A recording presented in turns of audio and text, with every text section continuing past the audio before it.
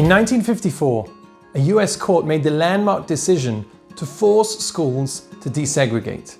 By the time 1960 came around, a young girl named Ruby Bridges was ready to become the first African American in the all-white William Frantz Elementary School. Sadly, the society around her resisted the changes, and every day that she went to school, she was greeted with protesters against what they thought was a huge injustice. In fact, she had to be accompanied by US Marshals every single day as she went to school. When she arrived in school, things weren't much better. The other children in the classroom refused to learn with her, and in fact, the teachers wouldn't even teach her. There was only one teacher, whose name was Barbara Henry, who agreed to teach her, and for that whole first year, the two of them spent their time together in a classroom, all by themselves. Ruby grew up to be a civil rights activist in America, campaigning for equality for all people.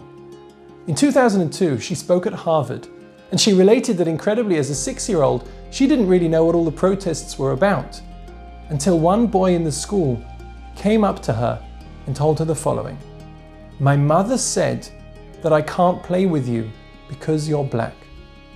She emphasized those words to the crowd, "My mother said," and she shared with them the following message: "Each and every one of us," she said, "is born with a clean heart. Our babies know nothing about hate or racism, but soon they begin to learn, and only from us." This week's parasha, Behalotecha, begins with the mitzvah of lighting the candles of the menorah. Behalotecha es haneros, when you raise up those lights. The menorah symbolizes the Torah, the values that we pass on and we teach to the next generation.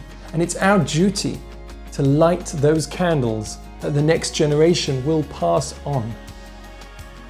Sadly, if we teach our children hatred, racism, negativity to other people that are dissimilar to us, those are the values that they will have when they grow up.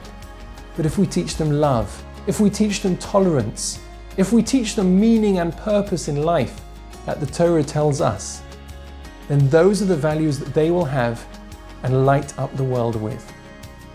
Wishing you a good Shabbos.